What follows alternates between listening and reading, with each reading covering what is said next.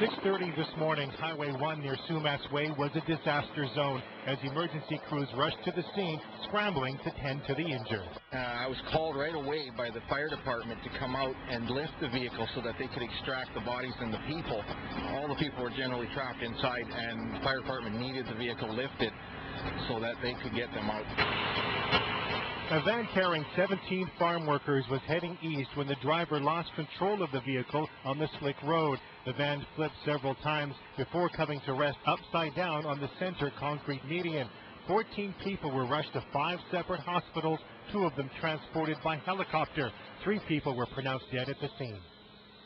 What we've learned so far is that a van with 16 occupants and it was traveling in an eastbound direction along Highway 1 here, and just prior to the Highway 11 Sumas exit, lost control and went off-road left. When it went off-road left, it actually collided with the cement barrier that divides the eastbound and westbound lanes and flipped onto its roof, coming to rest on that cement barrier. As a result of the collision, several people in the van were ejected, and unfortunately 3 people died in the collision. Some of the people were ejected, so that would tell me from experience that they were not belted in, and as a result of the collision were ejected. And I can tell you right now that wearing seatbelts saves lives. It's not just a saying, they really do save lives. Whether the van was equipped to carry that many people and whether passengers were wearing seatbelts are questions investigators are still trying to answer. But a makeshift bench made from a wire frame and lumber can be seen at the back of the van. Meantime, several hours later, the highway remains shut down as police continue to conduct their investigation and clean up all the debris. It was chaos. A good number of fire trucks, ambulances, and 2 helicopters, airbags, and traffic backed up right around both ways. And the van itself? And the van looked like it had tumbled. The entire center of the van had collapsed almost to the floor with the impact hitting on top of the median. The horrific crash is also being investigated by WorkSafe BC and officials with the Commercial Vehicle Inspections Branch.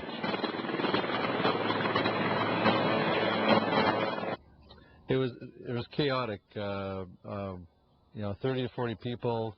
There's 25 at least injured at the time, some fatal at that time, and they had to work through the crowd, work through the injuries to identify who needed the most help at the time and who could be saved at that time.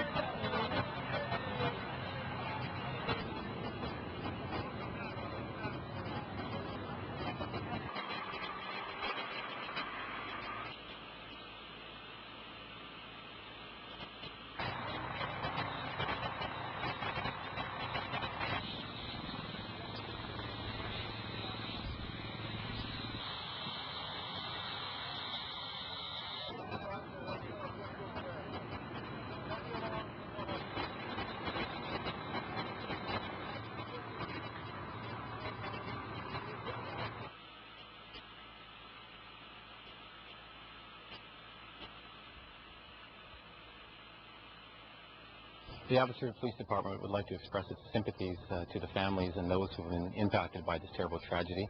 I've been told by a senior officer with more than 20 years' experience that this is the most difficult scene that he's ever witnessed.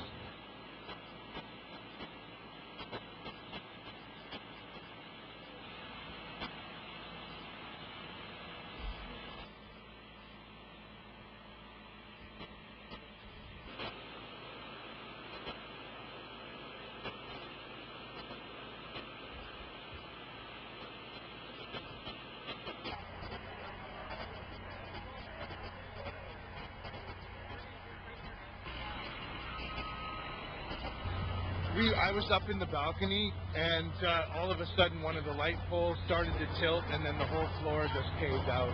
How many people were on the stage at the time? Hundreds. Did they all go right through? Yeah, the whole thing just right down. And what's over dancing in front of the stage or whatever.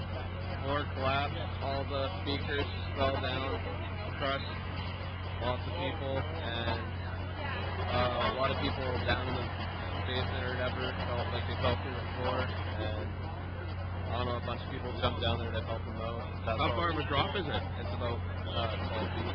This is coming from Chilliwack, Mission, Cloverdale, and of course Abbotsford proper.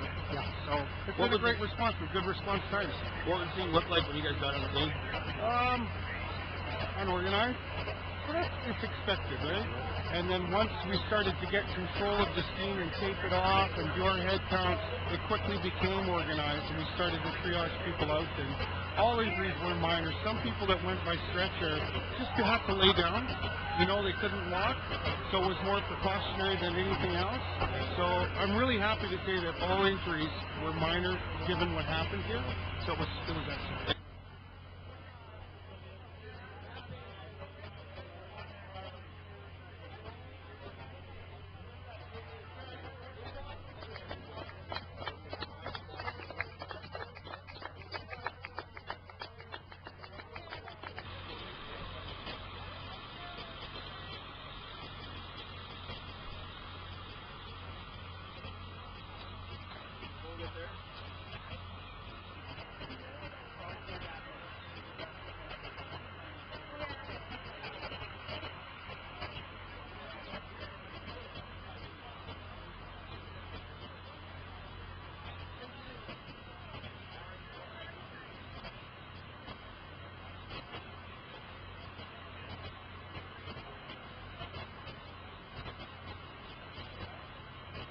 Five-year-old Lorenzo and 7-year-old Anthony were all smiles, surrounded by their rescuers.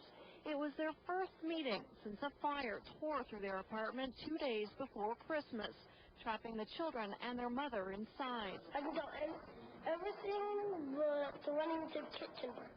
That part was the bad. What happened? We couldn't get out then. We weren't sure whether or not there was somebody in there. We just heard it was a possibility. And we made our way through the apartment, and we found them just on the outer edge of the kitchen. Anthony was the first one we found, and I picked him up and took him out. And I think that's when Corey saw me with him and heard the little fella. So he sort of fell off my arm. I picked him up again, and then I heard a cough, so I knew that he was still breathing. The firefighters say the smoke was so thick they had to crawl on the ground to see. Clark says it's the first time he's pulled an unconscious victim from a fire who survived. It's a great feeling to see the kids here today and actually put some personalities to the faces. It's good to see them. They're doing great. Well, they're fine. A few nightmares, but they're doing better. Ooh, there's a good one I saw. Although they're impressed by the presents they received today, what the firefighters gave them the night of the fire was the ultimate gift, the rest of their lives. Don't forget to come and visit us, too, eh? Christina Stevens, CKVU News.